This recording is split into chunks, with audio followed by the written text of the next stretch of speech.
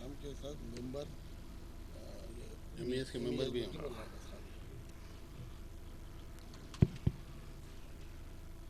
محترم خواتین و حضرات، السلام علیکم. All India Muslim educational society Telangana اور آندھرا پردیش یونٹس کے زیر اہتمام یہ ایک روزہ ریاستی کانفرنس کا آغاز ہو رہا ہے.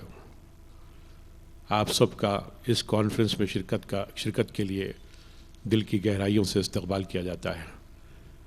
اب کانفرنس کے کارروائی کا آغاز قرأت کلام پاک سے ہوگا.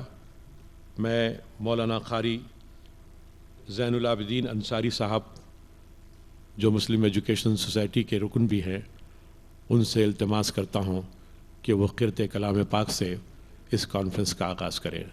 مولانا قاری زین العابدین انصاری صاحب. الشیطان الرجیم.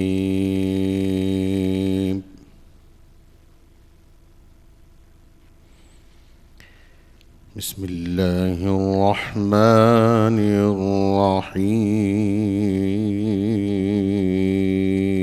الرحیم.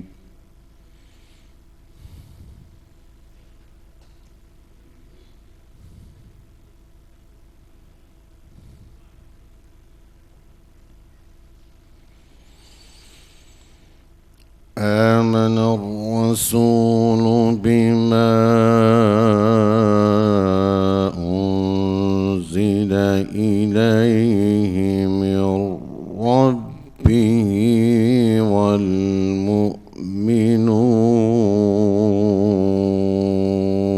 والمؤمنون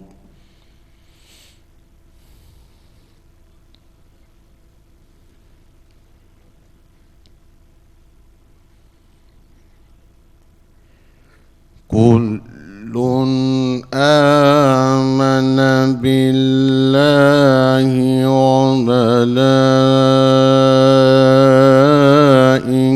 وملائكته وكتبه ورسله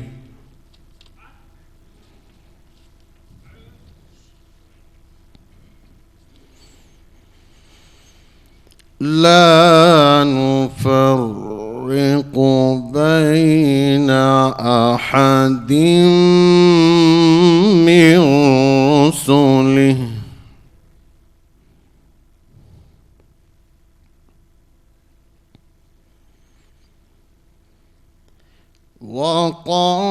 وقالوا سمعنا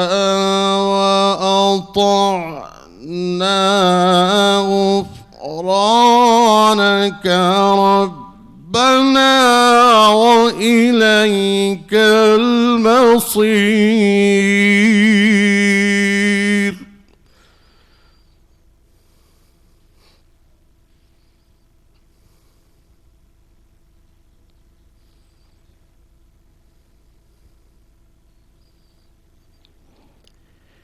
لا يكلف الله نفسا إلا وسعها لها ما كسبت وعليها ما اكتسبت.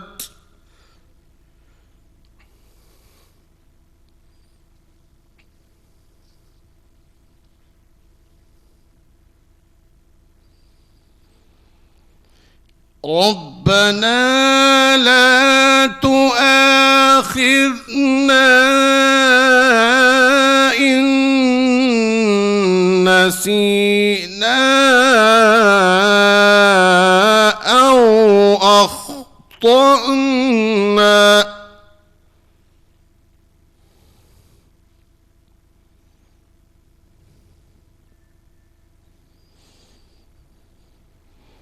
ربنا ولا تحمل علينا إصرا كما حملته على الذين من قبلنا.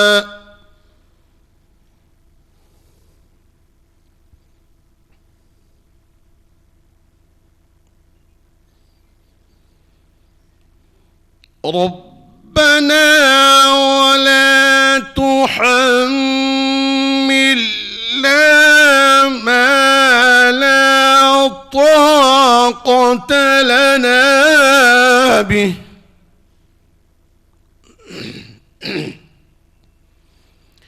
واعف عنا واغفر لنا وارحمنا أنت مولانا فانصرنا على القوم الكافرين صدق الله العظيم. اس کے صدر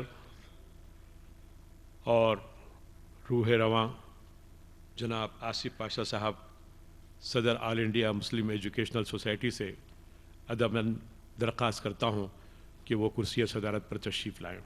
جناب آصف پاشا صاحب. ہمارے ایک معزز مہمان پروفیسر اختر الواسع صاحب دلی سے تشریف لائے ہیں. میں ان سے درخواست کروں گا کہ وہ شہنشین کو زینت بخشیں. پروفیسر اختر الواسع کمشنر برائے لنگوسٹک مائنورٹیز. محترمہ شمینہ شفیق صاحبہ نائب صدر نشین نیشنل وومنس کونسل سے میری درخواست ہے کہ وہ ڈائس پر تشریف لائیں. Doctor Javed Jamil chairman international centre for applied Islamics سے میں خواہش کروں گا کہ وہ ڈائس پر تشریف لائیں. ڈاکٹر جاوید جمیل.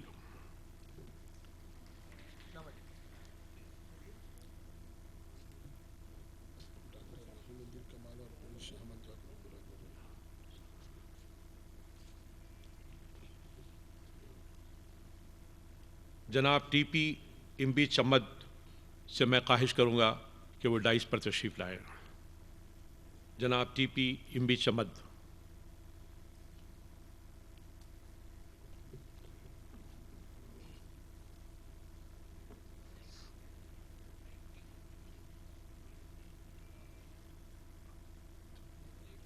پروفیسر ڈاکٹر رحیم الدین کمال صاحب سے میری درخواست ہے کہ وہ شہنشین پر تشریف لائیں. ڈاکٹر رحیم الدین کمال.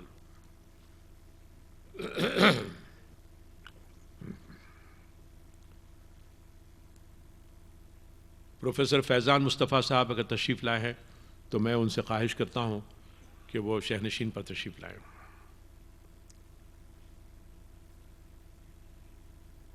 مسلم ایجوکیشنل سوسائٹی تلنگانہ و آندھرا یونٹس کے جنرل سیکرٹری جناب محمد سیف الدین فاروق سے میں خواہش کروں گا کہ وہ ڈائس پر آئے. جناب محمد سیف الدین فاروق.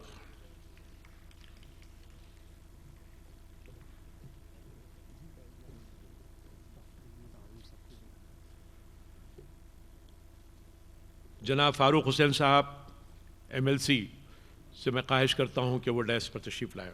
جناب فاروق حسین صاحب.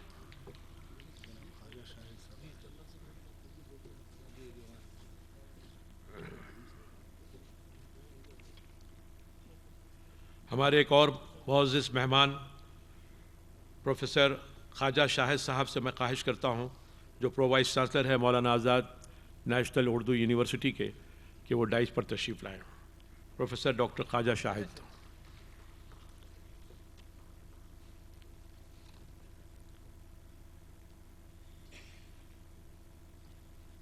ہمارے سوسائٹی کے جو ارکان ہیں میں ان سے خواہش کرتا ہوں کہ وہ شہنشین پر آئیں.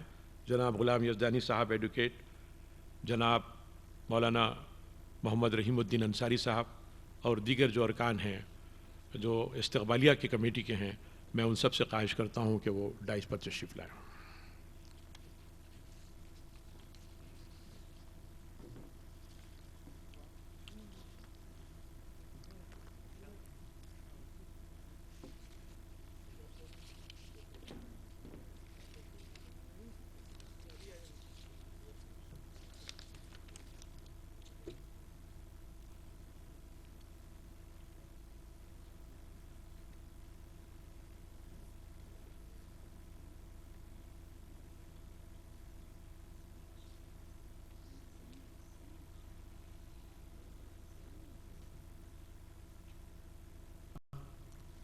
سابق ریاستی وزیر جناب محمد علی شبیر صاحب قائد اپوزیشن تلنگانہ لیجسلیٹو کونسل تشریف لائے ہیں، ہم ان کا خیر مقدم کرتے ہیں۔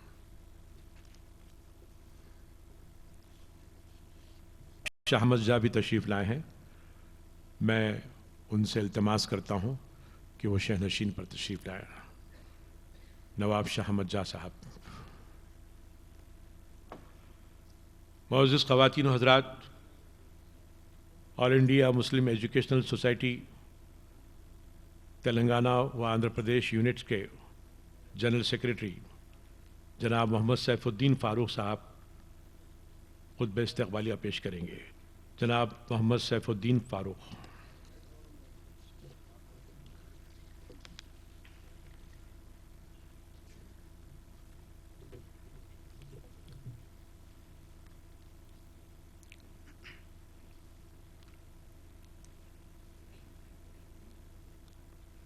Assalamu alaikum rahmatullahi wa barakatuh. All praises for Allah, who is merciful, beneficent, and who has bestowed knowledge on mankind and made man the supreme creature. Durood salam on Prophet Muhammad sallallahu alaihi wasallam. Respected President of the conference, Mr. Asif Pasha Sahib, President, All India Muslim Education Society, and former Law Minister. Mr. Muhammad Ali Shabir Sahab, MLC, Opposition Leader of Legislative Council. Mr. Muhammad Farooq Hussain Sahab, Professor Khaja Shahid Sahab, Prince Shah Ahmad Jah Sahab, Professor Akhtarul Wasi Sahab, Ms. Shamina Shafiq Madam, Dr. Javed Jamil, Dr. Rahimuddin Kamal Sahab, Mr. Rahimuddin Ansari, office bearers, members of AIMES, TS and AP units, office bearers and members of Ladies Wing, members of Confederation of Minority Institutions, correspondents of different schools and colleges, dignitaries from other parts of the country, press reporters, print media, electronic media, ladies and gentlemen. A very warm good morning and welcome to the second state educational conference organized by All India Muslim Educational Society under the leadership of Mr. Asif Pasha, President and former Minister, which is being organized in memory of Dr. Muhammad Wizarat Rasul Khan Sahab. Let me brief about the All India Muslim Educational Society and its activities of Telangana and AP units. The society was established long back in the year 1971 by late Dr. P.K. Abdul Ghafoor Sahab. It has started the movement from Kerala and spread all over the country. In the year 1977, the 6th All India Muslim Educational Conference was organized by the AIMES AP unit under the leadership of Mr. Asif Pasha Sahib as the president, and at that time, he was the law minister in Mr. J. Vengal Rao's government. The historic conference held at King Koti changed the scenario of Hyderabad as far as the education is concerned, and the existence of minority professional colleges in Twin Cities and as well as other parts of state as of today in the Telangana state and Andhra Pradesh is the outcome of the conference held in 1976. At present, Mr. T.P. Imbich Ahmad, he is the Secretary General of All India body of All India Muslim Educational Society. Under his dynamic leadership, the All India body is working and striving hard. While welcoming the chief guest and the other guests, I would like to draw the kind attention of the government to important points for consideration. It is a fact that no sphere of national life is as sacrosanct as education, but it is a cruel irony that it is the very sphere in our country which has been exposed to much pillory and vitiation and has become so much a subject of political tinkering and a matter of interminable experimentation since independence. The reforms should be capable of leading the nation to the goal determined by the educationists. Further, it should cater to the needs and aspirations of the people Otherwise, it is likely to be abused rather than used. I would like to draw the kind attention of Mr. Muhammad Ali Shabbir Sahab and Mr. Farooq Hussain Sahab for some important points for consideration by government. Since Muslim minority is economically backward, they may be given interest-free loans to establish educational institutions. Second point, teachers of minorities institutions should be considered on preferential basis, and their service in the recognized minority institutions should be accounted if they are selected for government schools and colleges. Teachers must be exempted from professional tax because teaching should be the mission of the life but not the profession. School buildings for voluntary Muslim organizations, at least up to 10+2 schooling, may be constructed at different places in the country and made available on hire, and buildings may be allotted by government and controller of accommodation in different parts of state and country. Donor and donee may be exempted from income tax when donor donates to educational institutions. Education institutions utilize the amount for the development of education.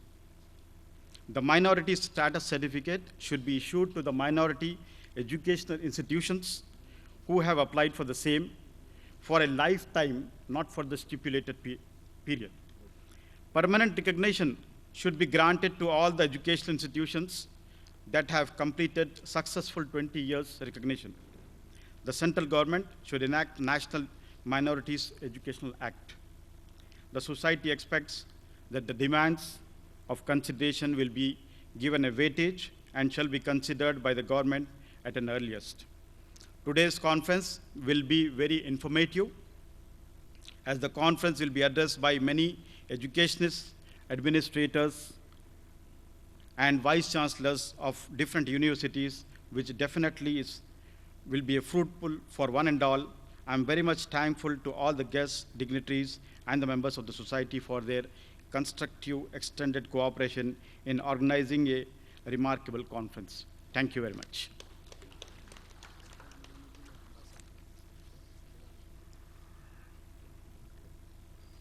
अभी आप खुतबा इस्तक़बालिया जो general secretary साहब हैं फारूक सैफुद्दीन उनसे सुन रहे थे।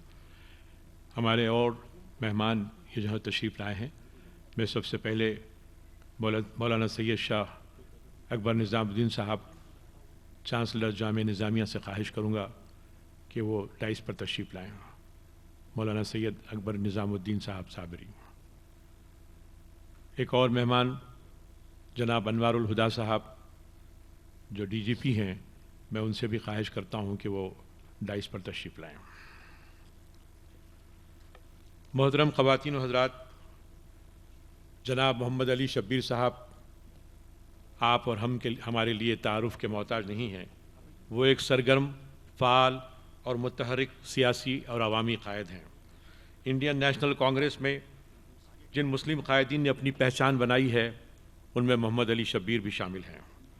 वो रियासती वज़ीर तवानाई, कोयला और अक़लियती बहबूद रह चुके हैं। राजशेखर रेड्डी हुकूमत में वो चीफ़ मिनिस्टर के दस्ते रास्त रहे। उनकी वजह से मुसलमानों के लिए 4% तहफ़्फ़ुज़ात का फ़ैसला किया गया। ये उनका एक इतना अजीम कारनामा है जो उसका रियासत की तारीख़ में सुनहरी हरफों से लिखा जाएगा। इन 4% तहफ़्फ़ुज़ात के बायस मुसलमानों को तालीम, रोज़गार और मुक़ामी मजालिस में नुमाइंदगी का मौका हासिल हुआ। हुकूमत की जानिब से स्कॉलरशिप्स और तलबा के लिए फ़ीस रीइंबर्समेंट, ये भी एक और कारनामा है जिसके लिए यकीनन मोहम्मद अली शब्बीर के हम रहीन मिन्नत हैं। इन तारीख़ साज फ़ैसलों में मोहम्मद अली शब्बीर ने बहुत सारे काम किए हैं। कायदे अपोजिशन तेलंगाना लेजिस्लेटिव काउंसिल हैं। कई अक़लियती इदारों की पुश्तपनाही और उनकी सरगर्मियों में दस्ते ताउन दराज करते हैं और उसे अपना फ़रीज़ा समझते हैं। वो एक बेबाक और जुर्रतमंद लीडर हैं जिन पर मुस्लिम कम्युनिटी नाज करती है। उनकी खिदमत में अवार्ड की पेशकशी भी उनके लिए नहीं बल्कि लिए हमारे एजाज़ से नहीं है। मैं उनके बारे में इतना ही कहूँगा कि हर एक मुकाम से आगे मुकाम है तेरा, हर एक मुकाम से आगे मुकाम है तेरा, हयात ज़ौक़ सफ़र के सिवा कुछ और नहीं। मैं जनाब मोहम्मद अली शब्बीर से दरख्वास्त करता हूँ कि वो मुखातिब फरमाएँ। जनाब मोहम्मद अली शब्बीर।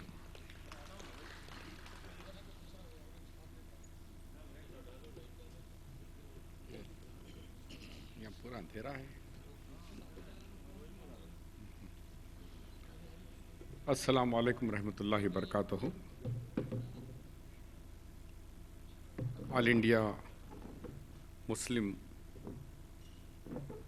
ایجوکیشنل سوسائٹی کی جانب سے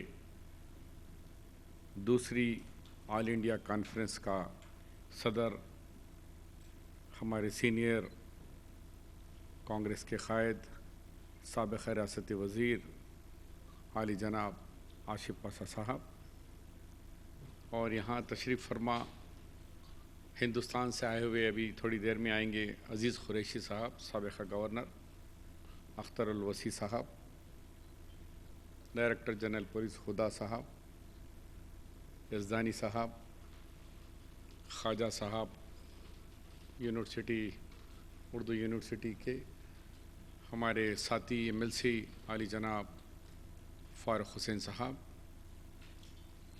اس حیدرآباد کی آن بان شان نظام خاندان کے وارث نواب شاہ احمد جاں بہادر اور اکبر نظامی صاحب، چانسلر جامعہ نظامیہ، حیدرآباد دارالعلوم حیدرآباد کے سیکریٹری عالی جناب انصاری بھائی صاحب، اور بھی اسٹیج پہ تشریف فرما بزرگوں اور یہاں آئے ہوئے اس کانفرنس کو کامیاب کرنے کے لیے آئے ہوئے میرے بھائیوں اور بہنوں. یہ کانفرنس آل انڈیا مسلم ایجوکیشنل کانفرنس ہے، اسی لیے میں بھی اس قرآن کی پہلی آیت سے شروع کرتا ہوں. جب اللہ جل جلالہ نے اس مقدس قرآن کو اس دنیا میں بھیجنے کا فیصلہ کیا تو جب غار حرا میں حضرت محمد مصطفیٰ صلی اللہ علیہ وسلم جب تشریف فرما تھے، جبرائیل علیہ السلام نے 7واں آسمان سے جو قرآن کی پہلی آیت لے کر اللہ کے رسول کے پاس آئے وہ تھی اقرأ بسمک ربک الذی، یعنی پڑھو، تعلیم، ایڈوکیشن. تو ایسی بڑی جو سب سے پہلی آیات آئی تھی وہ تعلیم سے نسبت رکھنے والی آیات تھی. آج وہ یہ کانفرنس بھی اسی نسبت سے، تعلیم کی نسبت سے اس کا آج کانفرنس بھی انعقاد عمل میں آیا ہے. میں زیادہ کچھ کہے بغیر، کیونکہ ہمارے سابقہ آل انڈیا ریڈیو اور پی اے بی کے پورے تفصیلات آپ کے سامنے رکھ چکے ہیں کہ میرا ایک بچپنے میں جب میں کالج میں تھا تو مجھے ایک تڑپ تھی کہ کیوں نہ مسلمانوں کو ریزرویشن دیا جائے. کہ ریزرویشن کی سوچ اس لیے آئی مجھے کہ جب میں انٹرمیڈیٹ میں مجھے 68% مارکس آئے، میرے دوست کو جو بیکورڈ کلاس کا تھا اس کو 61% آئے، لیکن ان کو انجینئرنگ میں داخلہ مل گیا، مجھے نہیں ملا. میں نے کہا بھائی مجھے کیوں نہیں دے رہے؟ کہے کہ تم مسلمان ہو، او سی ہو، لہٰذا آپ کو نہیں ملتا. آپ کے دوست بیکورڈ کلاس کے ہیں، ان کو کوٹے میں مل گیا. تو تب سے میرے دل میں یہ خواہش تھی کہ کیوں نہ مسلمانوں کے لیے ہم جد و جہد کریں ریزرویشن کے لیے. پہلی ہماری جنگ شروع ہوئی 93 میں جب وجے بھاسکر ریڈی چیف منسٹر تھے. اقلیتی بہبود کا ڈپارٹمنٹ بھی مائنارٹی ویلفیئر انڈیا میں پہلی دفعہ حیدرآباد میں بنا. آندھرا پردیش فرسٹ اسٹیٹ ہے جہاں مائنارٹی ویلفیئر ڈپارٹمنٹ بنا. اس کے بعد ریزرویشن کی شروعات ہوئی، لیکن اتفاق سے اس ریزرویشن کے لیے غیروں سے زیادہ ہم سے لڑنا پڑا، ہمارے لوگوں سے، کیونکہ ایک عام رائے تھی کہ اللہ کے رسول صلی اللہ علیہ وسلم نے جب حج الوداع پر اپنی آخری تقریر پر انہوں نے کہا کہ آج کے بعد مسلمانوں میں کوئی امتیاز نہیں ہوگا، عرب اور نان عرب پہ کوئی فرق نہیں ہوگا، گورے اور کالے میں کوئی فرق نہیں ہوگا، دولت مند اور غریب میں کوئی فرق نہیں ہوگا، اسلام میں مساوات اعلیٰ ایکول. اس بحث میں آ کر لوگوں نے کہا کہ بھائی ریزرویشن ہمارے لیے جائز نہیں ہے. کچھ لوگوں کا ایسا تھا. اس کے لیے ہمیں کافی محنت کرنا پڑا. تو 93 سے ہمارا کارواں شروع ہوا. 2004 میں آنے کے بعد الحمدللہ کافی لوگوں کو یہ بات سمجھ میں آئی کہ ریزرویشن کتنی ضرورت ہے ہمیں. اس کے بعد 2004 میں کانگریس کی سرکار بنی اور مرحوم ڈاکٹر راجشیکھر ریڈی صاحب کے دور میں 56 دن میں ہم نے 5% مسلم ریزرویشن دیا. پھر اسی طریقے سے بھارتیہ جنتا پارٹی کے لوگ، کیونکہ دتاتریہ صاحب آتے تو بہت مزہ آتا تھا، میں ان کو تھوڑا ذہن صاف بھی کرتا سکتا کہ کیوں ریزرویشن کی آپ لوگ مخالفت کرتے ہو. اس کے مجھے موقع بھی ملتا تھا، کیونکہ ہم نے پرسوں نیشنل بی سی کمیشن کے سامنے بھی بات رکھی، مسلمانوں کو ریزرویشن سے کیوں کتراتے ہو.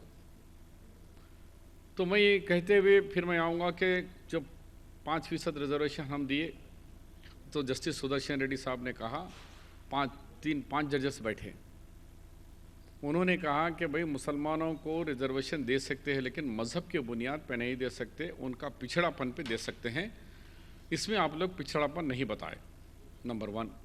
نمبر 2، سپریم کورٹ کے 13 ججز اندرا سہانی ججمنٹ میں 13 ججز جس کی قیادت جسٹس جیون ریڈی صاحب کر رہے تھے، انہوں نے یہ فیصلہ دیا کہ کہیں بھی ملک میں ریزرویشن 50% سے اونچا نہ ہونے پائے. نمبر 2 پہ آپ غلطی کریں. نمبر 3، بی سی کمیشن کی رپورٹ کے بغیر مائنارٹی کمیشن کی رپورٹ بنائے، جبکہ بی سی میں ملانا چاہ رہے تو بی سی کمیشن کا ریکمنڈیشن ہونا تھا. اس 3 بنیاد پر آپ کا یہ جیو 33 کو کالعدم قرار دے رہے ہیں. اب یہ جیو نہیں چلے گا، جو ریزرویشن آپ دیے اتنا ہی، اس کے بعد آگے ریزرویشن نہیں چل سکتا. پھر ہم نے انہیں جج صاحب سے کہا ایڈوکیٹ جنرل کے ذریعے، صاحب ہم نے بی سی کمیشن کو تو بنایا تھا 1994 میں جسٹس پٹسوامی صاحب کو، لیکن بدقسمتی میں 10 سال رہے، انہوں نے ایک پیج بھی رپورٹ نہیں دیا. سابقہ تلگو دیشم حکومت کے دور میں 6 دفعہ ایکسٹینشن ملا، عدالتوں میں تاریخ ملتی نا، تاریخ پہ تاریخ ملی لیکن فیصلہ کچھ نہیں آیا. اور انہوں نے جیسے ہی ہماری سرکار آتے ہی چھوڑ کے چلے گئے، ریزائن کر کے، کوئی ریکمنڈیشن نہیں کیا انہوں نے. تو ہم نے کہا کہ پھر 10 سال لیں گا، تو ہم تو وعدہ کر کے آئے. تو جسٹس سدرشن ریڈی نے کہا کہ ایسا کریے، میں حکومت کو 2 مہینے کی مہلت دیتا ہوں کہ 2 مہینے میں کمیشن بناؤ، اور کمیشن کو میں ڈائریکشن دے رہا ہوں کہ آپ 6 مہینے کے اندر مسلمانوں کی بیکورڈنس کے اوپر رپورٹ دو. تو وہ ایک سب سے پہلا ہمارے لیے ایک روشنی بنی جسٹس سدرشن ریڈی صاحب کا. میں آصف پاشا صاحب سے بھی گزارش کرتا ہوں کہ کبھی وقت ملے، جب جسٹس سپریم کورٹ کے جج تھے ریٹائرڈ ہوئے جسٹس سدرشن ریڈی صاحب کو بھی کبھی دھیان میں رکھ کر، اگر صحیح ایوارڈ کے مستحق ہیں تو جسٹس سدرشن ریڈی صاحب ہے، جو پہلی دفعہ مسلمانوں کو بھی ریزرویشن دے سکتے ہیں، دیا جائے، لیکن مذہب کے بنیاد پہ نہیں، ان کے پچھڑے پن پہ، سوشلی، ایڈوکیشنلی، اکنامکلی بیکورڈ پہ دیا جائے. یہ ان کا پہلا ججمنٹ تھا، اس کے لیے وہ قابل مبارکباد بھی. جہاں بھی ہے میں ان کو سلام کرتا ہوں تمام آپ سب کے جانب سے کہ انہوں نے بہترین ججمنٹ دیا. جبکہ ہمارے کئی مسلم ججز بھی تھے، لیکن پتہ نہیں کیا ڈرے، وہ لوگوں نے کبھی فیور میں نہیں کیا، لیکن جسٹس سدرشن ریڈی صاحب نے ایک سینہ ٹھوک کر ہمارے فیور میں ججمنٹ دیے. پھر ہم نے بی سی کمیشن بنائے، ان سے 6 مہینے میں رپورٹ لیے جسٹس دلاور سبرامنیم سے. اور 4-5 منٹ لے سکتے ہو ناصف پاشا صاحب؟ تو کمیشن بنائے. پھر ہم نے کمیشن کے ساتھ 5 کو 4% بنائے گئے. پھر جسٹس بلال نزکی صاحب کا بینچ بیٹھا 5 ججز کا، وہ جیو کو ہٹ کر بل بھی بنائے تھے. ہم نے ہمارے اسمبلی کے بل کو بھی کالعدم قرار دے کے کہا کہ مسلم ریزرویشن نہیں دیں گے، نہیں مل سکتا آپ لوگوں کو. انہوں نے کہا جسٹس سدرشن ریڈی کے دے سکتے ہیں ریزرویشن پچھڑے پن کے بنیاد پر، مذہب کے بنیاد. یہاں تو بالکل ہی ریجیکٹ کر دیا انہوں نے. ہم سپریم کورٹ گئے، وہاں کہا کہ ٹھیک ہے، جو ریزرویشن دے دیے وہاں تک چلاؤ، آگے نہیں بڑھنا تم لوگ. جو بچوں کو مل گیا، جو نوکریاں مل گئے، آگے نہیں. پھر ہم نے پی ایس کرشنن کمیشن کو بنایا، ان کو ایڈوائزر. ان سے رپورٹ مانگ کر کہا کہ مسلمانوں میں پچھڑا پن لگائے. تو کیسے؟ پتھر پھوڑنے والا مسلمان، ترکا کاشوڑو، مداری، فقیر، دھوبی، حجام، خصاب، لبے، اس طریقے سے ریچھوں کو کھلانے والے، سانپوں کو کھلانے والے، تو مختلف 14 طبقات کو ریکگنائز کرے. اس میں شیخ کو بھی ہم نے ریکگنائز کیا، دے کر रिजर्वेशन दिया, उसके पास 7 जजेस बैठे। जस्टिस धावे जो अभी सुप्रीम कोर्ट के जज हैं, उनके उसमें 7 जजेस बैठे। 7 में 2 फुल्ली हमारे फेवर में दिए, 1 पार्शल दिए जस्टिस मीना कुमारी, 4 जजेस हमारे सख्त खिलाफ दिए, जिसमें धावे साहब जब सुप्रीम कोर्ट के जज हैं, उनका जजमेंट पढ़ेंगे तो ये जमहूरियत के अंदर क्या ऐसा भी हो सकता है, समझना पड़ेगा। उन्होंने उनके साथ 3 जजेस ने कहा कि अगर ये रिजर्वेशन मुसलमानों को देंगे तो आला ज़ात के हिंदूज़ भी ये कन्वर्शन को जाएंगे, ये लोग भी मुसलमान बन जाएंगे, ये ख़तरा है। अब बताओ, जो सुप्रीम कोर्ट में इतने बड़े मकाम पे बैठे हुए जजेस के रिमार्क्स इस तरीके से हैं, अफसोस है। तो फिर सुप्रीम कोर्ट में फिर चैलेंज करें हम। 2010 में जस्टिस के.जी. बालाकृष्णा के बेंच पे हमें राहत मिली, धोबी के ऊपर चला। उन्होंने कहा कि अपोजिट वकील हमारे सालवे जी थे उधर से, तो सालवे ने को कहा सुप्रीम कोर्ट के से, तुम्हें क्या आपत्ति है, तुम पहले मानते हो कि मुसलमान धोबी भी है हिंदू धोबी के साथ? हाँ, हमने अपने बहस में कहा कि देखिए साहब, 2 धोबी है, दोनों में एक मुसलमान धोबी है, एक हिंदू धोबी है, दोनों एक ही धोबी घाट पे कपड़े धो रहे, दोनों के बच्चे एक ही स्कूल में पढ़ रहे हैं, दोनों एक ही कॉलोनी में अपना क़याम करते हैं। सिर्फ इबादत के वक्त पे अज़ान होती तो अल्लाह अकबर के नाम पे मस्जिद पे जाता है, ये जय श्री राम ये मंदिर में जाता है सिर्फ चंद मिनटों के लिए, बाकी की इनकी ज़िंदगी तमाम एक है। इसके ऊपर सुप्रीम कोर्ट ने कहा कि मुखालिफ वकील को, भाई तुम्हें क्या आपत्ति है बताओ, क्या तुम मुस्लिम खस्साब को मानते हैं या नहीं मानते, धोबी को? उन्होंने कहा मानते हैं। तो फिर क्यों तुम बोले नहीं हम नहीं कर रहे साहब, उनका मज़हब इसकी इजाज़त नहीं दे रहा। उन्होंने बोला मज़हब एक निजी मामला है, ये इसके लिविंग ऑफ लाइफ के बारे में बोलिए, क्या उन्हें समाजी तौर पर पिछड़ा नहीं है? धोबी है साहब। लिहाजा स्टे ग्रांट करके वो जस्टिस के बालाकृष्णा के भी हम मशकूर ममनून हैं कि उनकी वजह से आज मुस्लिम रिजर्वेशन आंध्र प्रदेश में हिंदुस्तान का सबसे यानी तरीक़े, दूसरे बीसी में भी है दूसरे स्टेट में, लेकिन ई ग्रुप बनाकर ABCDE में मुसलमानों को 4% का जो मुकम्मल रिजर्वेशन मिल रहा है, वो जो सुप्रीम कोर्ट के जज बालकृष्णा साहब उन्होंने कहा कि इसके बाद 7 सुप्रीम कोर्ट के कॉन्स्टिट्यूशनल बेंच बैठेगा, जो 5 या 7 जजेस का जब पूरा फैसला करेंगे तो ठीक है, वो कब बैठता नहीं मालूम, लेकिन हमें उम्मीद है कि हम इस पर लड़ेंगे। अब रहा सेंट्रल में आना, अब आंध्र प्रदेश में तो मिल रहा हमको रिजर्वेशन, अल्हम्दुलिल्लाह नौकरियों में मिल रहा। आपको ये रिपोर्ट सुन के ताज्जुब होगा कि हम लोग लास्ट टाइम जो इलेक्शंस हुए 2014 के अंदर कितना बेहतरीन रिजल्ट आया है। ये 14 के अंदर हमारे सरपंचस तेलंगाना के अंदर अगर देखेंगे 117 मुस्लिम सरपंचस जीते BC के नाम पे, जबकि 1200 और 3 मेयर बने, 2 ZP chairman, United Andhra Pradesh का है, 263 सरपंचस है, 3 मेयर है।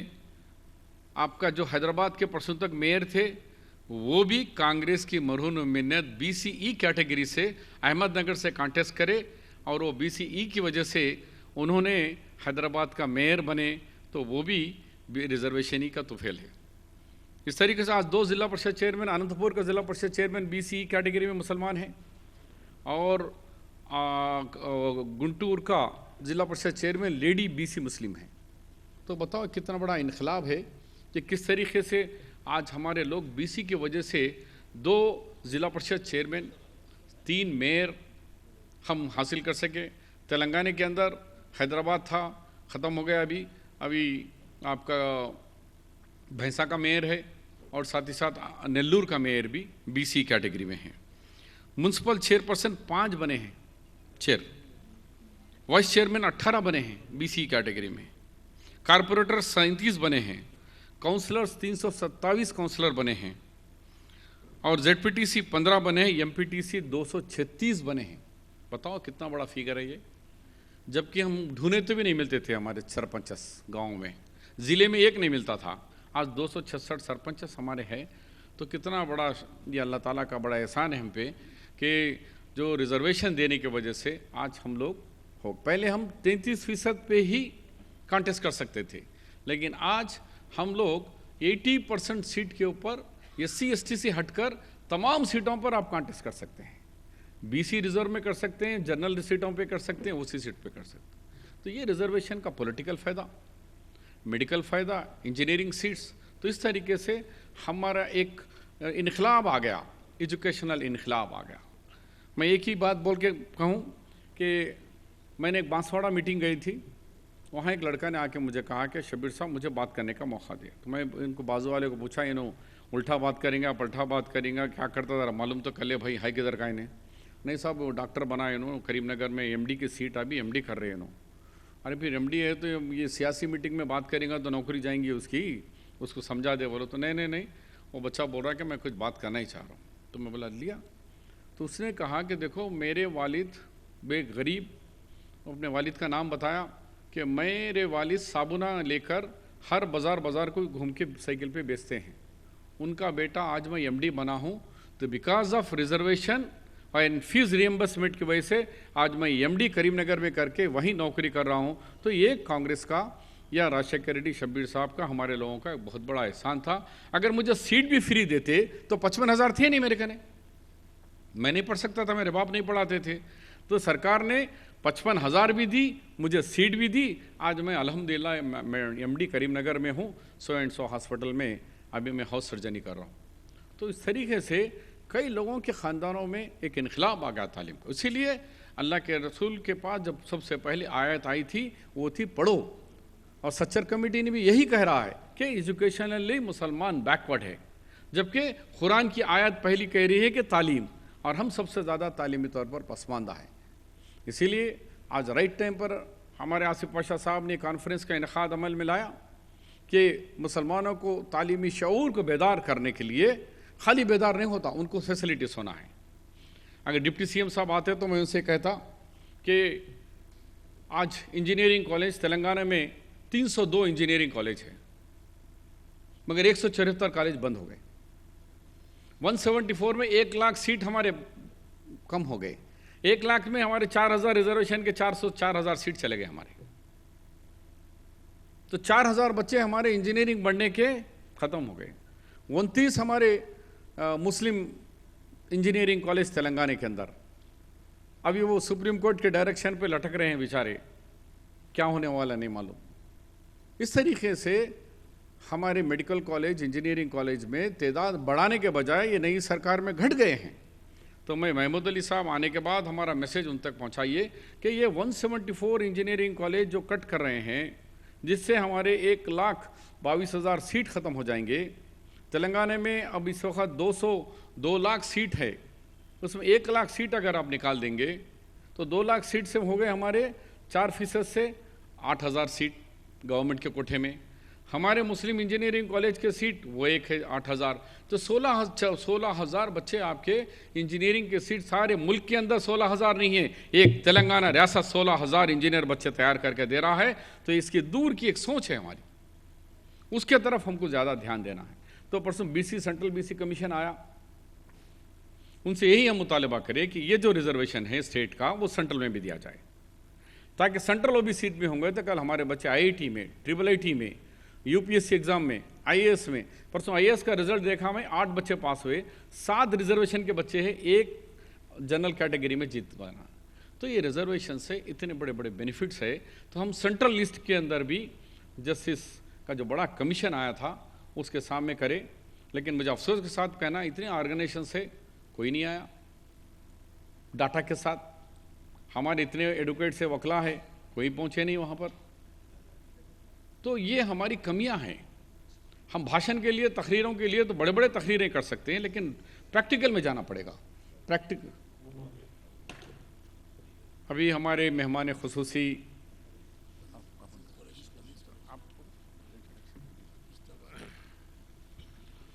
آج کی اس کانفرنس کے مہمان خصوصی محترم عالی مقام جناب عزیز قریشی صاحب تشریف لائے ہیں. ہم ان کا دل کی گہرائیوں سے خیر مقدم کرتے ہیں.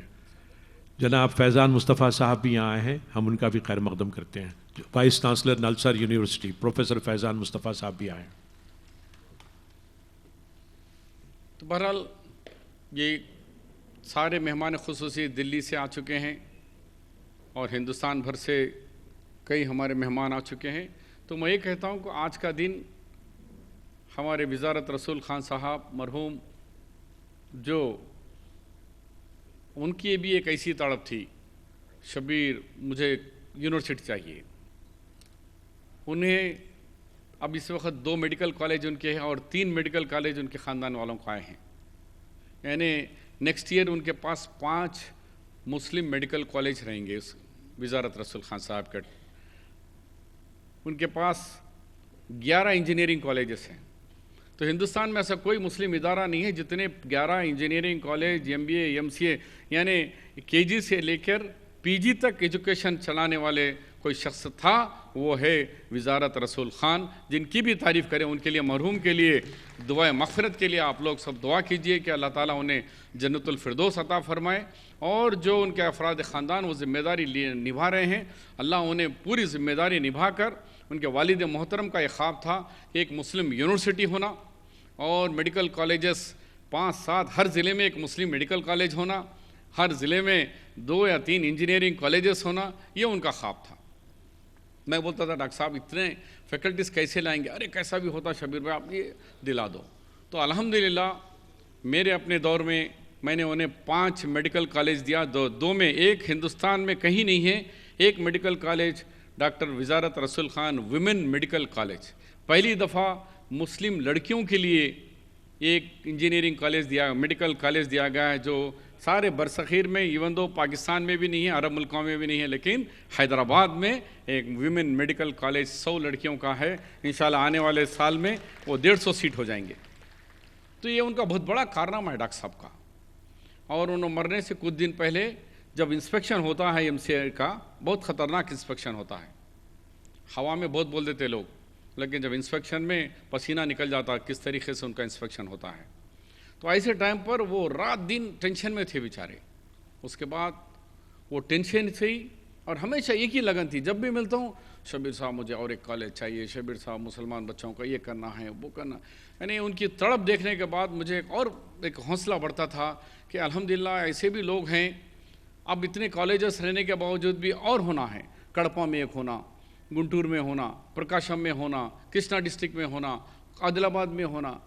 تو اس طریقے سے ان کی تڑپ یہ نہیں تھی کہ صرف حیدرآباد، سارے آندھرا پردیش کے اندر کالجوں کا جال پھیلایا جائے، اور مسلمانوں کی صحیح غربت اور مسلمانوں کی ترقی جبھی ہو سکتی ہے جب تعلیمی طور پر کمپلیٹ آپ آگے بڑھیں، اور یہ جبھی ہو سکتا ہے حکومت کی جب تک پشت پناہی نہیں ہوگی، ہمارے طرف سے ہم آگے بڑھنا نہیں ہو سکتا۔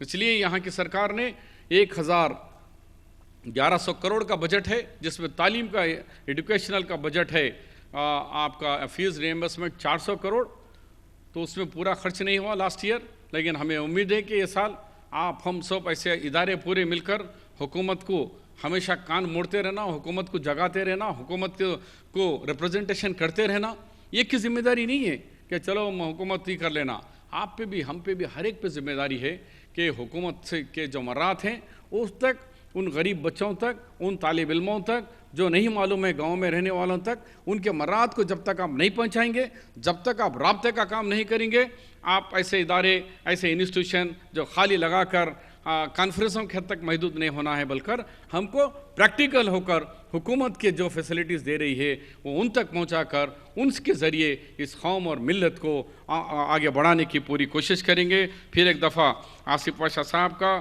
اور حیدرآباد ہندوستان سے آئے ہوئے تمام ذی اثر سابقہ گورنر صاحب کا اور وائس چانسلر سے بڑے بڑے لوگ یہاں بیٹھے ہوئے ہیں، میں اپنی بات کو ختم کرتے ہوئے میں اللہ سے دعا کرتا ہوں کہ یہ کانفرنس کامیاب ہو، اور آپ تمام لوگ جو بیکورڈ کلاس کے ریزرویشن کے اندر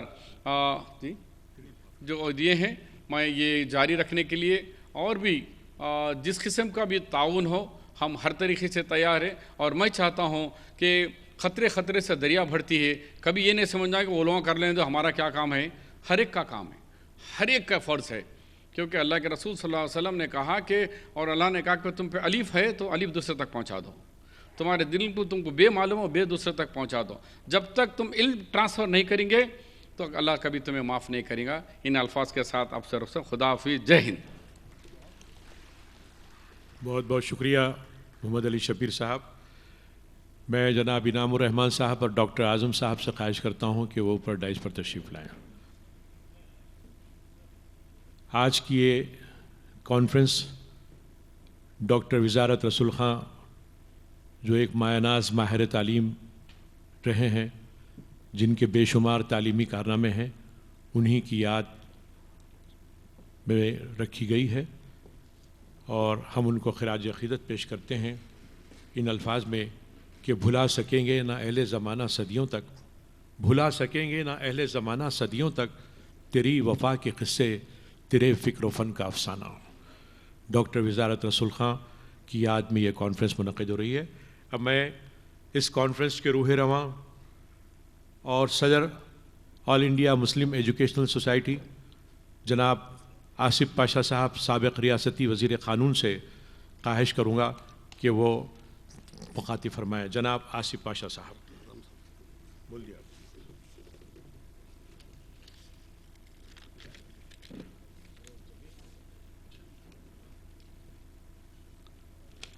آل انڈیا مسلم ایجوکیشن سوسائٹی کی جانب سے میں شاہین سندھ پہ موجود سب مہمانوں کا میں خیر مقدم کرتا ہوں.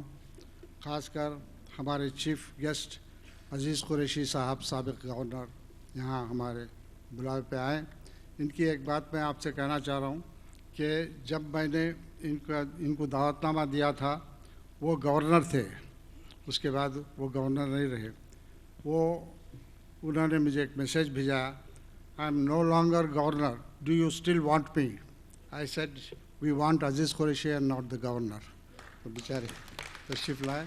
It's very sweet of him to have said so. Very good. میں سب کا خیر مقدم نام نام سب دلی سے بھی مہمان آئے ہوئے ہیں، ان کے بھی میں خیر مقدم کرتا ہوں. اور آل انڈیا مسلم ایجوکیشن سوسائٹی کو قائم کرنے میں ڈاکٹر عبدالغفور صاحب کیرلا کے ڈاکٹر تھے. انہوں نے اسے 1971 میں قائم کیا، کیرلا سے شروع کیا تھا. اس کے بعد کئی مقامات پر یہ کانفرنسز کرتے رہے. ایک تاریخی اور یادگار کانفرنس جو تھی وہ حیدرآباد میں 1976 میں ہوئی تھی، جس میں اس وقت کے صدر ہمارے ڈاکٹر فخر الدین احمد صاحب تشریف لائے تھے. اس میں کافی لوگ باہر سے اور بیرون ملک سے بھی آئے تھے. وہ تاریخی کانفرنس جو تھی حیدرآباد کے کنگ کوٹی نظام پیلس میں ہوئی تھی. 3 دن کی کانفرنس تھی اور ایک تاریخی کانفرنس تھی جس میں بہت سارے لوگ آل انڈیا سے آئے تھے. اس کے بعد ہی یہاں ایک نشاط ثانیہ ہوا جو یہاں کئی ادارے قائم ہوئے. اس میں شاداں کالج اور سلطان العلوم سوسائٹی مدینہ اور بہت سارے کالجز جو ہے یہاں دکن کالج، اور اس کے بعد ہی ایک نشاط ثانیہ تھا. تو اس کے بعد یہ قائم ہوا. ابھی ہماری زبوں حالی کے تعلق سے ہمارے وزیر، سابق وزیر اور اپوزیشن لیڈر شبیر علی صاحب نے آپ کو بہت ہی جامع تقریر اور علم کے تعلق سے علم کی جو ہماری ضرورت ہے آج ہندوستان میں مسلمانوں کو، اس ایک ہی حل ہے، وہ ہے علم. ہم جتنا بھی چاہے علم حاصل کرنا، اور اس کے لیے ریزرویشن کی جب بات آتی ہے تو مرکزی آج ملک کے ایسا ہی ہے کہ مرکزی ریاستی حکومت کی جانب سے اقلیتوں کے لیے مختص کردہ بجٹ ایک بڑا حصہ واپس خزانے میں چلا جاتا ہے. اس سال میں سمجھتا ہوں کہ 1034 کروڑ روپے ہمارے ریاست میں دیے گئے مسلمانوں کے فلاحی کاموں کے لیے اور ایجوکیشن کے لیے. اس میں صرف 250 کروڑ خرچ ہوئے اور باقی جو ہے خزانہ میں واپس چلا گیا. یہ ایک بڑی عجیب بات ہے. آج ملک میں سائنس اور ٹیکنالوجی کی ترقی میں تیزی سے آگے بڑھ رہا ہے. جب یہ تک پسماندہ طبقات ترقی نہیں کرتے، ملک کی ترقی نہیں ہو سکتی. اس کی مثال ایک ایسے کی جا سکتی ہے کہ ایک زنجیر کی کڑی اگر ایک بھی کمزور رہی تو پوری زنجیر کمزور رہی. اسی طرح اگر دیش کا، ملک کا ایک حصہ جو پسماندہ رہ گیا اور کمزور رہا تو ملک بھی آگے نہیں بڑھ سکتا، ملک بھی ترقی نہیں کر سکتا. اس لیے ملک کی ترقی کے لیے بھی ہم لوگ کو کوشاں کرنا چاہیے کہ اس کو آگے بڑھانے کے لیے بہت ریزرویشن کی سخت ضرورت ہے. جیسا ابھی ریزرویشن کے تعلق سے ہمارے شبیر صاحب نے کہا کہ ریزرویشن ہمارے لیے بہت ضروری ہے. اب کبھی جب بھی نئی تلنگانہ ریاست کی حکومت میں جاریہ مالیاتی سال کے لیے 1,150 کروڑ روپے اقلیتوں کے لیے مختص کیا گیا، جس کا ہم خیر مقدم کرتے ہیں. لیکن دلچسپ بات یہ ہے کہ گزشتہ سال یعنی 2014 اور 15 سے اقلیتی بجٹ کے 1,034 کروڑ روپے مختص کیے تھے، لیکن بمشکل 250 کروڑ ہی خرچ ہو سکے. باقی رقم سرکاری خزانے میں واپس چلی گئی. عام جلسوں میں چیف منسٹر اقلیتوں کے حق میں اعلانات کرتے ہیں اور تیقنات دیتے رہتے ہیں کہ لیکن ان پر عمل آوری کے سلسلے میں اگر اس قدر سنجیدگی سے مظاہرہ کیا جائے تو اور بہتر ہوگا. آج تعلیم کو بھی ایک مخصوص رنگ میں رنگنے کی منظم سازش ہو رہی ہے.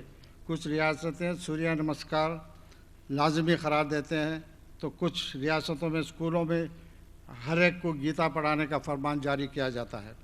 ہمارے ملک ہندوستان میں سب کو مذہبی آزادی حاصل ہے اور کسی کو کسی پر اپنا مذہب تھوپنے کی اجازت نہیں ہے.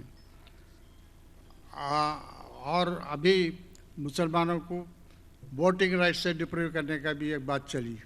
یہ کانسٹیٹیوشن کے اگینسٹ ہے اور جو کچھ ان لوگوں سے کہا جاتا ہے یہ ایسے اطلاعات اور ایسے باتیں صرف یہ کہہ کر ترک جاتا ہے کہ ایسے بات نہیں ہونا چاہیے تھی. ان کے خلاف کچھ کارروائی نہیں کی جا رہی ہے آج کل کے حکومت میں. ان کے خلاف سخت سے سخت کارروائی جو ہے کانسٹیٹیوشن کے اگینسٹ بات کرتے ہیں ان کے خلاف کارروائی کرنا چاہیے. بہرحال ہمارے کو ریزرویشن کی بہت سخت ضرورت ہے. جیسا شبیر صاحب نے بتایا ابھی کہ ریزرویشن سے ہم کو کتنا فائدہ ہوا ہے. یہ ملک گیر یعنی پورے ہندوستان میں ہم ریزرویشن کو ڈیزرو کرتے ہیں. اقلیتوں کے لیے کمیشن کی سفارش جب کبھی حکومت تعلیم کی ملازمتوں اقلیتوں کے لیے تحفظات کا اعلان کرتے فرقہ وارانہ ذہن کے افراد عدالتوں میں مذہبی تحفظات کے مخالفت کرتے ہیں. بہرحال یہ ایسی چیز ہے. حکومتیں تعلیم اور ملازمتوں میں اقلیتوں کے تحفظات کا اعلان کرتے فرقہ وارانہ افراد عدالتوں میں مذہبی تحفظات کی مخالفت کرتے چلے جا رہے ہیں. نہیں، آج تعلیم کو بھی ایک مخصوص رنگ میں رنگنے کی منظم سازش ہو رہی ہے، جس کی وجہ سے ایک ایٹماسفیئر خراب ہوتا جا رہا ہے. سچر کمیٹی کی رپورٹ سے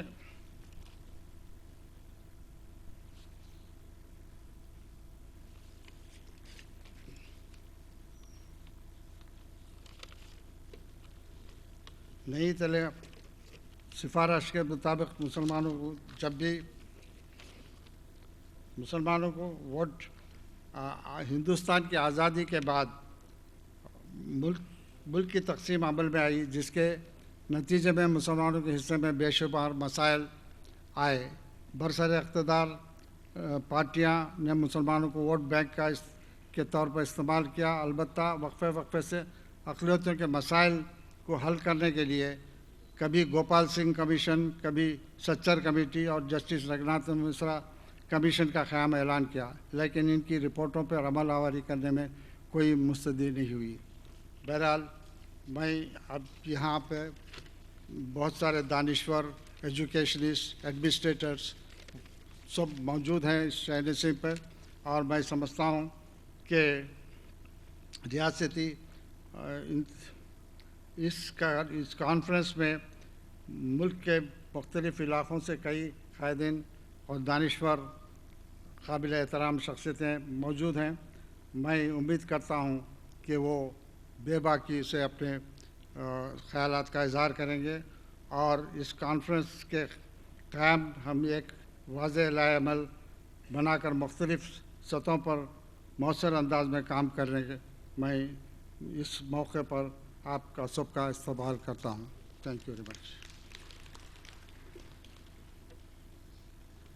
बेहद शुक्रिया अली जनाब आसिफ पाशा साहब। अब हमारे मुल्क के एक मुमताज़ दानिश्वर और दर्दमंद शख्सियत जो एक अरसे दराज से मुसलमानों के मसाइल पर नज़रियाती और अमली तौर पर काम कर रहे हैं, वो हैं प्रोफेसर अख्तरुल वासे साहब, जो कमिश्नर हैं लिंग्विस्टिक माइनॉरिटीज़ कमीशन के। मैं उनसे दरख्वास्त करता हूँ कि वो अपना इजहार ख्याल फरमाएँ। प्रोफेसर अख्तरुल वासे। शुरू करता हूँ अल्लाह के नाम से जो रब्बुल आलमीन है, रहमानुर रहीम है, मालिक यौमिद्दीन है। हम जिसकी इबादत करते हैं और जिससे मदद चाहते हैं। दुरूद व सलाम उसके नबी बरहक सैयदुल मुरसलीन, ख़ातिमुन नबीयीन, शफ़ीउल मुज़नबीन, रहमतुल लिल आलमीन, गुंबद खिदरा के मकीन जनाब अहमद मुश्तबा मोहम्मद मुस्तफ़ा सल्लल्लाहु अलैहि वसल्लम, उनकी आल और असहाब पर। काबिल सद एहतराम सदर आली क़द्र मोहतरम आसिफ पाशा साहब, सदर all India Muslim education society, इस बज़्म की रौनक और हिंदुस्तान में उर्दू और अक़लियतों के हवाले से एक जानी मानी शख्सियत मोहतरम अज़ीज़ कुरैशी साहब, स्टेज पर तशरीफ़ फरमा साहिबान एज़ाज़, ख़वातीन व हज़रात, मैं सबसे पहले शुक्रिया अदा करता हूँ मोहतरम आसिफ पाशा साहब का, मोहतरम फ़ारूक साहब का और इनके रुफ़क़ा का, जिन्होंने आज की इस कॉन्फ्रेंस में मुझे शिरकत की सआदत बख्शी। मैं अल्लाह गरीक़ रहमत करे वज़ारत रसूल साहब को जब याद करता हूँ तो बेख्तियार ये शेर याद आता है कि तुम्हें कहता है मुर्दा कौन, तुम जिंदों के ज़िंदा हो, तुम्हारी खूबियाँ ज़िंदा, तुम्हारी नेकियाँ बाकी।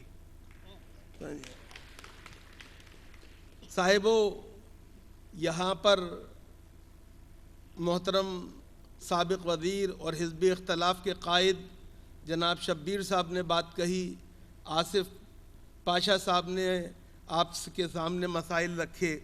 मैं मज़हबियात का, इस्लामियात का तालिब इल्म हूँ और मेरे लिए सबसे ज़्यादा तकलीफ़ दे बात यह होती है कि जब मुसलमानों के इज्तिमा में तालीम की अहमियत पर बात करनी पड़े और तालीम की ज़रूरत पर बात करनी पड़े।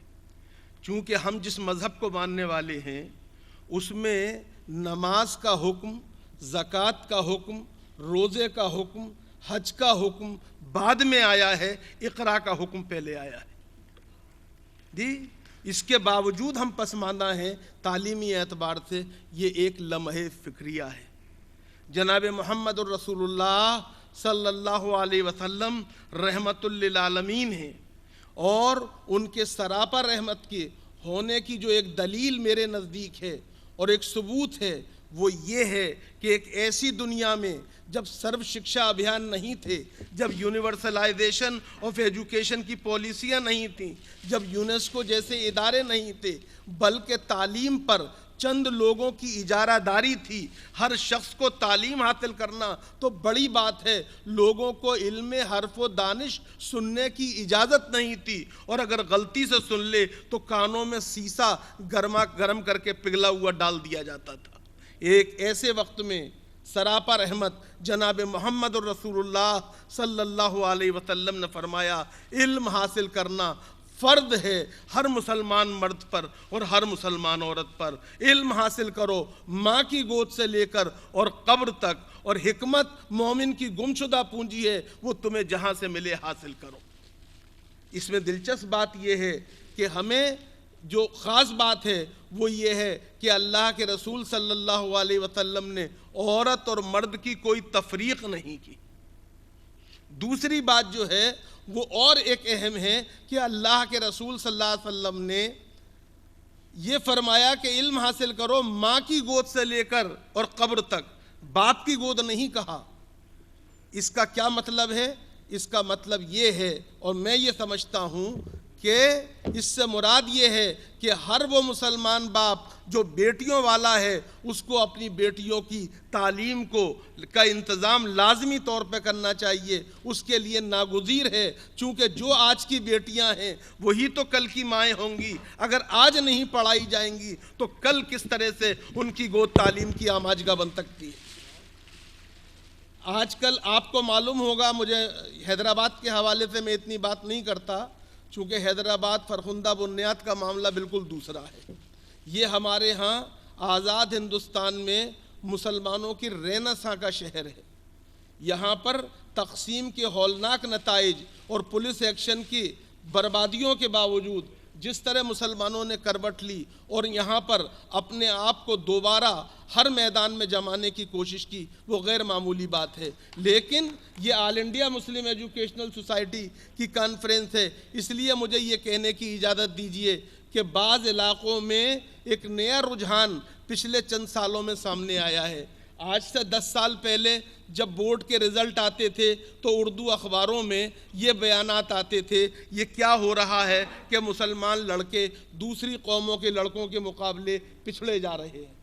لیکن ادھر 4-5 سال سے اردو اخباروں میں جب بورڈ کا رزلٹ آتا ہے تو نئی قسم کی تشویش سامنے آتی ہے اور اس میں یہ لکھا ہوتا ہے کہ یہ کیا ہو رہا ہے کہ مسلمان لڑکے جو ہیں مسلمان لڑکیوں سے پچھڑے جا رہے ہیں۔ معاف کیجیے گا، آپ پریشان ہوتے ہوں تو ہوں، میں پریشان نہیں ہوتا ہوں، چونکہ میرا یہ ماننا ہے کہ یہ خوشائند بات ہے جس امت کے اندر مائیں تعلیم یافتہ ہوں گی اس کے لڑکے کبھی جاہل نہیں رہ سکتے۔ اور اب تک جو آپ کے تعلیمی زوال کی وجہ ہے، اب تک جو آپ کی تعلیمی پسماندگی کی وجہ ہے، وہ یہی ہے کہ آپ نے اپنی آدھی آبادی کو گھروں کے اندر قید رکھا اور ان کو تعلیم سے محروم رکھنے کی کوشش کی۔ اب آج آپ نے اس کی تلافی کر رہے ہیں تو انشاءاللہ چند سالوں میں بہتر سے بہتر نتائج سامنے آئیں گے۔ صاحبو، جب یہاں تعلیم کی بات ہو ہی رہی ہے تو ایک بات مجھے کہنے کی اجازت دیجیے، دنیا کے اندر ہر چیز بدل سکتی ہے، سنت الہی نہیں بدل سکتی ہے۔ اور سنت الہی کیا ہے؟ سنت الہی یہ ہے کہ اللہ نے جب تخلیق آدم کا فیصلہ کیا تھا اور فرشتوں نے اس کے اوپر ایک طرح سے سوالیہ نشان قائم کیا تھا اور اللہ نے فرشتوں سے کہا تھا کہ چیزوں کے نام بتاؤ، فرشتے نہیں بتا پائے تھے، پھر آدم سے کہا تھا چیزوں کے نام بتاؤ اور آدم نے فرفر بتا دیے تھے۔ اس کے بعد اللہ نے فرشتوں سے کہا تھا آدم کو سجدہ کرو، اور روز ازل خالق کائنات نے ابد الآباد تک کے لیے اس سنت کو اپنی امر بنا دیا، دائم و قائم کر دیا کہ جو نہیں جانتے ہیں انہیں جھکنا پڑے گا ان کے سامنے جو جانتے ہیں۔ جب تک آپ جانتے تھے دنیا آپ کے سامنے جھکتی تھی، اب آپ نہیں جانتے تو کوئی آپ کو خاطر میں کیوں لائے؟ تو اس بات کو خوب سمجھ لیجئے۔ اور ایک بات مجھے چلتے وقت اور کہنے دیجئے، وہ یہ کہ ہمارے یہاں تعلیم میں جو ایک اور پریشانی ہوئی ہے وہ یہ ہے کہ ہم نے تعلیم میں دوئی کا ایک تصور پیدا کر دیا ہے۔ ہم نے کہا ایک دنیاوی تعلیم ہے اور ایک دینی تعلیم ہے۔ صاحبو، اسلام میں دین اور دنیا کی ہر تقسیم ناجائز ہے۔ جو دین ہے وہ دنیا ہے اور جو دنیا ہے وہ دین ہے۔ آج کچھ لوگ جو مدرسوں کے حوالے سے ماڈرنائزیشن کی باتیں کرتے ہیں، میں ان سے اتفاق نہیں کرتا ہوں۔ میں جدید و قدیم کی بحث کو دلیل کم نظری مانتا ہوں، لیکن ایک بات اہل مدارس کی خدمت میں بھی آل انڈیا مسلم ایجوکیشنل سوسائٹی کے اس پلیٹ فارم سے ادب اور احترام کے ساتھ کہنا چاہتا ہوں، آپ کو جدیدیت کی ضرورت نہیں ہے، لیکن آپ کو اپنی شاندار محتم بالشان جو تاریخ اور روایت ہے اس کی بازیافت کی بہت ضرورت ہے۔ اور وہ کیا ہے، آپ مجھے اجازت دیجئے یہ کہنے کی، وہ یہ ہے کہ 1857 سے پہلے ایک ہی نظام تعلیم تھا، اور یہ تمام لوگ جو کہ آج مختلف خانوں میں دنیا اور دین میں بانٹے گئے ہیں، یہ دنیا کے لوگ تھے یا دین کے لوگ تھے، سب مدرسے پیدا کرتے تھے۔ میں نے پہلے بھی کہا ہے، آج بھی مجھے کہنے کی اجازت دیجئے آصف پاشا صاحب اور عزیز قریشی صاحب کی حوالے سے، صاحبو اس ملک کو جن لوگوں نے تاج محل کا حسن دیا، لال قلعے کی پختگی دی، قطب مینار کی بلندی دی، شاہ جہانی مسجد کا تقدس دیا، وہ کسی MIT اور IIT سے پڑھ کے نہیں آئے تھے، مدرسوں سے پڑھ کے نکلے تھے۔ اگر مدرسے کل ایسے آرکیٹیکٹ اور ایسے انجینئر پیدا کر سکتے ہیں تو آج کو نہیں پیدا کر سکتے؟ یہ چیلنج اور یہ سوال ہے اہل مدارس کے سامنے۔ دنیا کے ہر میڈیکل کالج میں ایک کتاب جو میڈیسن کی بائبل کے طور پہ جانی جاتی ہے، اس کتاب کا نام ہے القانون فی الطب، بو علی سینا کی کتاب ہے، اور اس کتاب کا لکھنے والا کسی انسٹیٹیوٹ آف میڈیکل سائنس کا پروردہ نہیں تھا، میڈیکل کالج کا پڑھا ہوا نہیں تھا، اس نے کہیں سے MS اور MD نہیں کیا تھا، وہ مدرسے سے پڑھ کے آیا تھا۔ یہ سوال ہے صاحبو، آج اہل مدارس کے سامنے سوال یہ بھی ہے کہ مفتی، قاضی، مؤذن، امام، یہ سب بھی ہم محدث اور مفسر، فقیہ، متکلم بھی پیدا ہوں، لیکن ساتھ میں امت کو ضرورت ان کے ساتھ ہمیں انجینئر کی بھی ہے، ڈاکٹر کی بھی ہے۔ ہمیں اگر کل مدارس یہ سب دے سکتے تھے ایک انٹیگریٹڈ سسٹم آف ایجوکیشن کے تحت، آج کیوں نہیں دے سکتے؟ یہ سوال ہے جس پر کہ ہمیں غور کرنا چاہیے، اور امت کو ایک نئی شروعات کرنی چاہیے، اور اس شروعات کرنے کے لیے ہندوستان سے بہتر جگہ نہیں ہو سکتی، چونکہ یہ ملک شاہ ولی اللہ کا ملک ہے، یہ ملک جو ہے شاہ عبدالعزیز کا ملک ہے، یہ حجت الاسلام مولانا محمد قاسم نانوتوی کا ملک ہے، یہ امام احمد رضا خان فاضل بریلی کا ملک ہے۔ اگر اس ملک سے یہ پیغام جائے گا تو دنیا کے اندر ایک نئی بہار آئے گی۔ آئیے ہم اس کی طرف کوشش کریں، اور جہاں تک ہمارے موجودہ مسائل کا سوال ہے، کچھ آوازیں جو ادھر ادھر سے ہمارے بارے میں اٹھنے میں آتی ہیں، ہم دنیا کو بتانا چاہتے ہیں، ہم اب نون ایشوز میں الجھ کر اصل ایشوز سے اپنے رستے کو اور اپنی فکر کو موڑنے والے نہیں ہیں۔ ہم سب کچھ برداشت کر سکتے ہیں، ہم بنیادی طور پر اس ملک کے اندر، اس ملک سے ہم کے وفادار ہیں، لیکن ہم سب کچھ دے سکتے ہیں، اپنے ایمان کی قیمت پر کوئی سودا نہیں کر سکتے۔ یہ دنیا کو پتہ چلنا چاہیے۔ میں ایک دفعہ پھر آصف پاشا صاحب اور ان کے رفقا کو مبارکباد دیتا ہوں، شکریہ ادا کرتا ہوں، اور ان سے گزارش کروں گا کہ اس ایسی کانفرنس کرنے کے لیے حیدرآباد فرخندہ بنیاد سے زیادہ ضرورت اس کی ہے کہ آئیے شمال کی طرف چلیں اور وہاں پر اس طرح کی کانفرنس کریں تاکہ ایسی بیداری لائیں اور ہندوستان کے اندر ایک نئے سلسلے کا آغاز کریں۔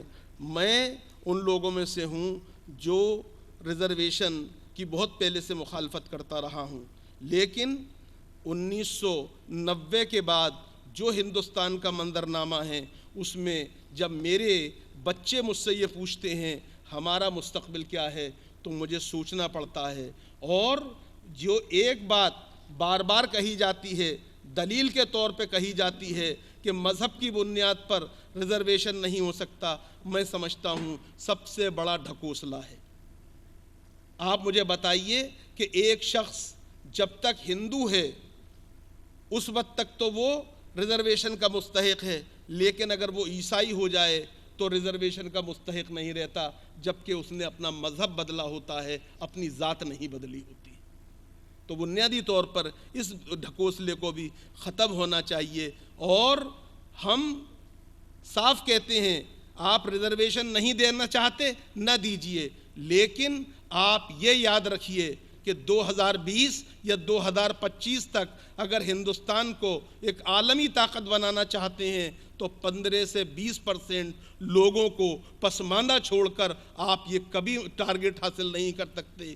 ہندوستان کے مسلمانوں کی نئی نسل کے خواب ہیں، ان کی آرزویں ہیں، ان کی امنگیں ہیں، ان کی تمنائیں ہیں۔ وہ چاہتے ہیں کہ اپنی مادر وطن کی تعمیر کریں، ترقی میں حصہ لیں، اور یہ حق انہیں ہر قیمت پر ملنا چاہیے، اور ہمیں اس کے لیے ہر طرح کی جد و جہد کرنا چاہیے۔ یاد رکھیے، یا تو خالی ہاتھوں کو کام دیجئے، ورنہ یاد رکھیے خالی ہاتھ شیطان کا ورکشاپ بن جاتے ہیں۔ بہت بہت شکریہ۔ ہمارے اختر الواسف صاحب، ہمارے جنرل سیکرٹری جناب ایم ایس فاروق صاحب اختر الواسف صاحب کی خدمت میں تحفہ پیش کریں گے۔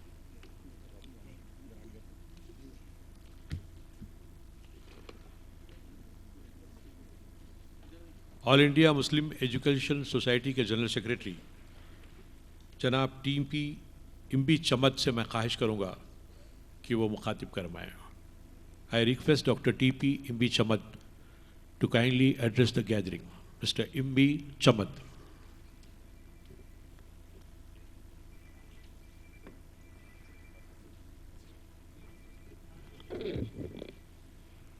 Bismillah ar-Rahman ar-Rahim.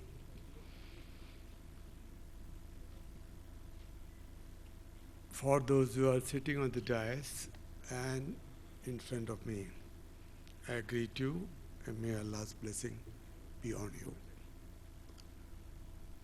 First, I will correct my name. I am Imbich Ahmad, not Imbich Ahmad. So, and this is a very, very unique and a very happy occasion. I have been invited. I'm so happy, especially when the MES movement is taking big steps all over the country, and especially when we have crossed 50 years of glorious service. Today I was very privileged to hear the speakers who spoke before me. I should admit that I am not aware of the full text of the great stories our brothers are doing in the great state of Telangana and Hyderabad. I'm so proud of them because I was thinking we are doing the best. I think there is chance here bettering the best also. I still thought I would tell you what have been the 50-year story of Kerala MES to start with.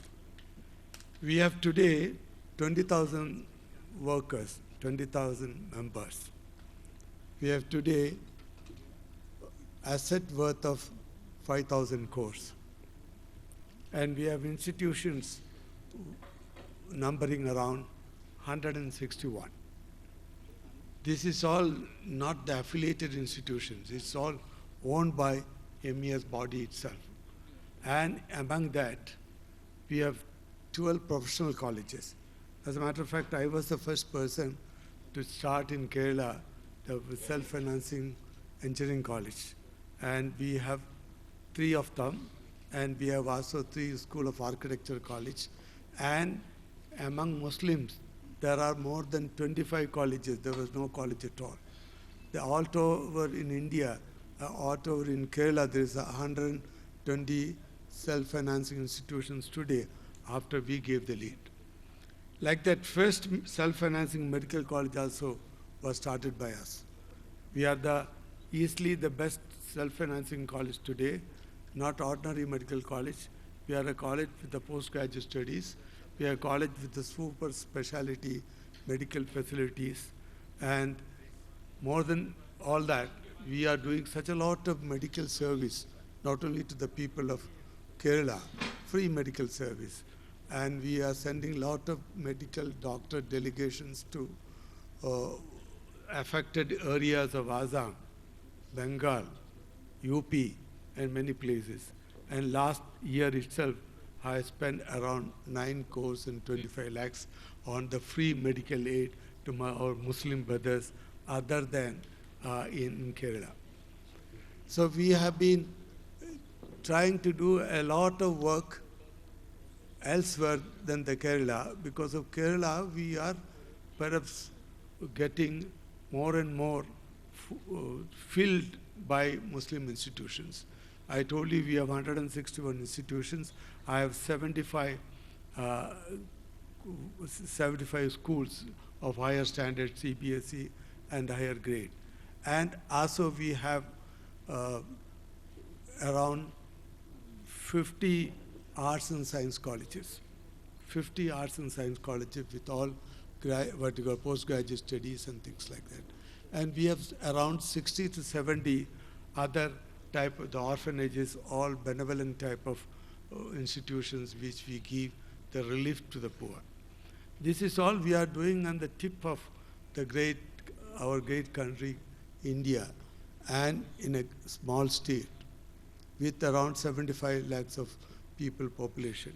When we started the MES movement, it is my 45th year being in MES. So when we started, we had absolute illiteracy in many districts among Muslims.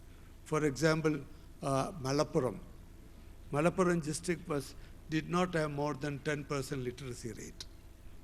Today, we have added number of colleges by ourselves and schools by ourselves, and also lot of our friends has been supported to start more and more colleges, schools and all that. Now, Malappuram is the best among the Kerala districts, 100% literacy. More than that, we have the first ranks of the many universities and the state level examinations. People are doubting our integrity even. That all happened because of search to Middle East countries, and we are earning money and this. So all our, in Kerala, we have found, we have done a great service to our Muslim brothers. And not only Muslim brothers, only around 50 or 55% only are Muslims. Among my employees of 20,000 employees, I have around 2 lakh of students population, of which there are a lot of service we do for the national, for the common people of other communities. So they will not say promoting minority rights or minority institution is only for minority. No. We are really stepping ahead to serve the nation, serve in many ways how the India as our great country should progress further and further. When we see that and all that, and there is, and I'm so happy to hear so many good things about Andhra Pradesh today. We have equally good things or almost good things in Tamil Nadu and Karnataka also. But the situation in the northern states are really poor. I'll tell you a small example which give you really the status of Muslim brothers and sisters. When we send every time, every year, 2 or 3 medical delegation with all the medicines to Bengal, Assam, and all that to, the poorest of the poor people living, mostly Assam and all that. There is nothing available. We have told them we will start a school. We will give the students all the fees or dress or the books or the food. Everything we will give. Can you send your children to school? The poor mother said no. We asked why. The reason is my son, who is 10 years old, is going for work and earning 2 rupees, 3 rupees for me. Will you give that also? See the depth of the agony or sorrow among the Muslim families in the northern states. We have in UP almost the same story, many parts of UP, not all the parts, and parts of Bihar, and many parts in what you call Bengal is absolutely, and all the northeastern states. So now I never found in Kerala this much of powerful leaders, this much of powerful people who can take leadership in India. I wanted the All India movement to start in a great route here, not to start the institutions, but to promote more and more institutions and promote people with lot of ideas in the northern state. All our brothers in the northern state also should be like us in the southern state. Of course, I don't claim that southern state, all the Muslims literacy percentage and I hear this thing is done. No. But still, we are in a much better platform when we are compared anywhere else. So we will have to, because of Hyderabad is situated here also, and you have great leaders here, some of the founder leaders like your president, all has been here with us 14 years. We have started MES movement in 1964. Now 50 years are over. We have started all in the MES movement in 1969 in Chennai. That was by Justice Bashir Ahmad Sahib was the first president. Then became our young and dynamic Ghaffur Sahib became the second president today. But after Ghaffur Sahib taking over as the president only, it became a real organization. One of the first conferences were in Andhra Pradesh.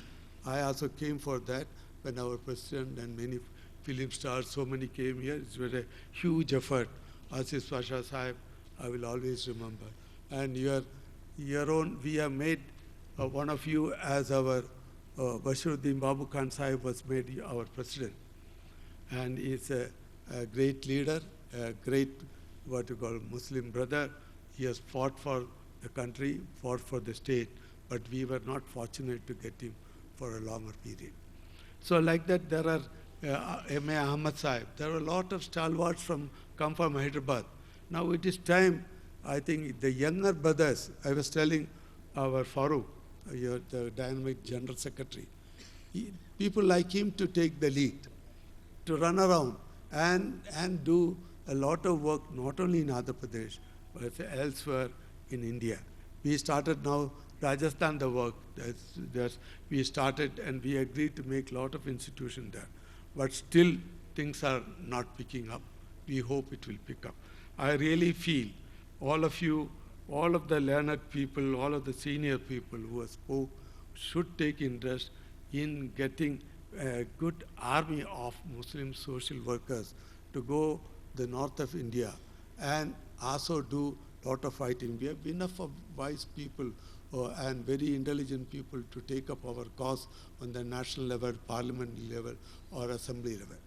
Now we want to instigate or to promote our people to understand. When we went first in 1964 to the illiterate landlords of Malappuram, we asked for, we were giving 1 lakh scholarship was the target. We are asked out to give 1,000 or 10,000 rupees. Then what the people said, illiterate people, they said, why are you asking that? Can I not build a school for you? Can I not build an orphanage for you? Can I not build a college for you? You plan for that and ask, I have enough money. Like that here also, I am sure there are many, many resourceful people, not only in the city of Hyderabad, but in Andhra Pradesh and Telangana. And you will be able to give more lead, not only the people here. I always take, Andhra should take, or Telangana should take the lead for the Muslims in India. And it should happen. And there are North Indian brothers, there are many of them, I have tried a lot. We have not much result. Inshallah, they will also try to take more and more projects. I am not extending further. Thank you very much for giving me this golden opportunity, the golden this thing. I'm so happy today because of the way my previous speakers has talked about their committed work for the minority cause. May Allah bless all of them. And Asif Pasha Sahib, I will specially pray for him because of he is the person whose leadership has taken up this conference. Please give a big hand to Asif Pasha Sahib. Okay, brothers, thank you very much. It is a great pleasure for me to see you all. Thank you. Excuse me, sir. Excuse me. जनाब रहीमुद्दीन अंसारी साहब से मैं ख्वाहिश करूँगा कि वो ये memento पेश करें.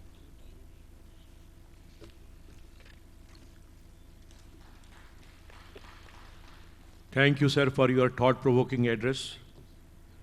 کسی شاعر نے خوب کہا ہے کہ جن سے مل کر زندگی سے عشق ہو جائے، جن سے مل کر زندگی سے عشق ہو جائے، آپ نے شاید نہ دیکھے ہوں مگر ایسے بھی ہیں، آپ نے شاید نہ دیکھے ہوں مگر ایسے بھی ہیں۔ میری مراد پروفیسر فیضان مصطفیٰ صاحب سے ہے، جو نلسر یونیورسٹی کے وائس چانسلر ہیں اور ایک دانشور شخصیت ہیں، مفکر ہیں اور نئے عصر حاضر کے مسائل پر بڑی گہری اور بلند پایہ نظر رکھتے ہیں۔ میں سمجھ دوں گا پروفیسر فیضان مصطفیٰ صاحب کو۔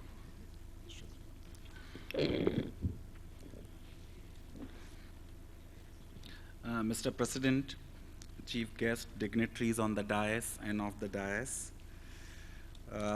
I am not in the best of the health, but due to a legal tradition, juniors can never say no to seniors. Therefore, when Asif Pasha Saab phoned me and said that I need to come here, I couldn't say no. And it is quite a task to speak after Akhtarul Wase Saab, because I don't have that gift of eloquence and the knowledge which he has. But taking forward what he has said, very quickly if I can put forward my viewpoint, true that attainment of knowledge or education is a farz, as he rightly said. But there is no distinction in Islam between a higher farz and a lower farz. You may have a classification of hierarchy in terms of farz, wajib, sunnat-e-muakkada, sunnat and nafil. But between the farz, there is no classification that namaz padhna is a superior farz and ilm hasil karna is an inferior farz.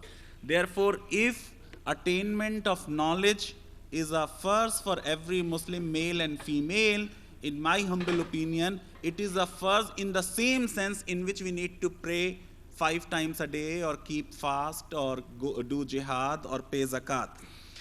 The other thing which he rightly said, and I am in full concurrence, that Hyderabad is an exception in India. It has witnessed a sort of a Muslim renaissance in post-independence. But it is a matter of some concern for us, because I find little disagreement with him in terms of integration of knowledge between the modern knowledge and the classical religious knowledge because of the legal issues. You see, the rise of Islam saw the dark ages for Europe. Sun was still rising in Europe in 7th, 8th, and 9th and 10th century. But still that period in the European history is called as dark ages. It is called dark ages because in terms of enlightenment and in terms of knowledge economy and in terms of contribution to knowledge, Arabs went far ahead of Europeans. Then in 11th century or by 11th century, we stopped research. We started doing taqleed. We started doing imitation. We don't contest the opinion of the scholars. Jo Imam Abu Hanifa ne keh diya but mustanad hai, jo falan alim ne keh diya but mustanad hai. We don't challenge the settled position.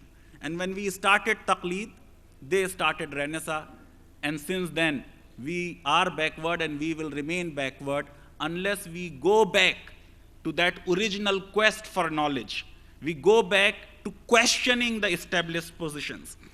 Now the problem in India is, once the constitution is in place, you cannot combine the religious education with secular education, because Article 28 of the Constitution does not permit you imparting of religious education in any educational institution which is funded by the state or which is recognized by the state.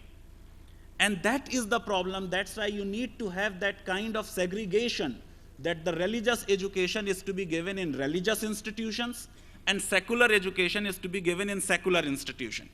But one need to appreciate the framers of Indian Constitution, that even in the wake of a partition of the country,